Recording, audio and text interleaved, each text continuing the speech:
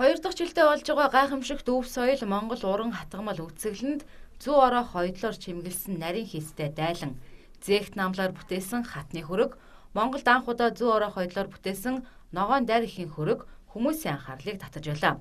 За эдгээр бүтээлүүд бүгд Монголын өв соёл болсон уран хатгамалыг өвлөж авч хойч үедээ үлдээхээр ажиллаж байгаа өнөө цагийн уран гартнуудын бүтээл юм а.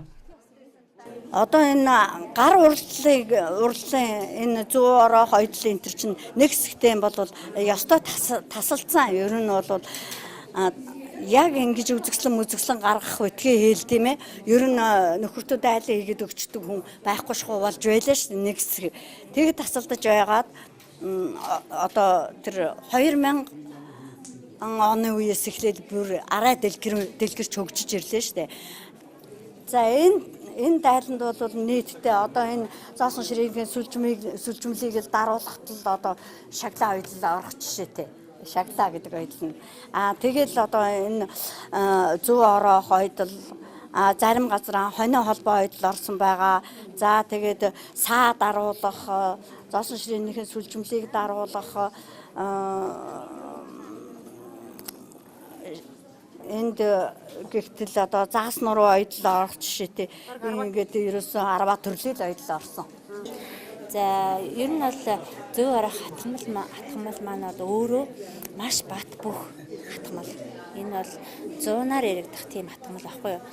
Тэгэхээр яг одоо цагтаа бол манайхан бол одоо дайлан гэдэг эдэн дээр л одоо зүү ороохыг оёод байгаа шээ. Тэргээр ерөнхийдөө төсөөлөгдөж байгаа. Гэтэл зүү ороо хатгамал маань өөрөө ямар ч дүрс ойсон гарах тийм хэмжээний гайхалтай хатгамалаа. Тэгээд одоо тэрнийг бас гаргахын тулд бас өөр одоо юм дээр ойж болох юм байна гэдгийг бас хүмүүст харуулахын тулд бас энийг ерөнхийд нь бол зүү ороож бурхан бүтээсэн байна. Энэ хатан бүтээлийг нэг жил хийсэн. Ер нь тэгээд зээгт наамууд бол ер нь их бэлгэлийн чанартай. Их одоо тийм сайн чанарын материал их ордог. Одоо нэлонтой, насаатай одоо тийм материалууд ордоггүй. Жишээлбэл торг гэхэд хамгийн сайн чанарын торг.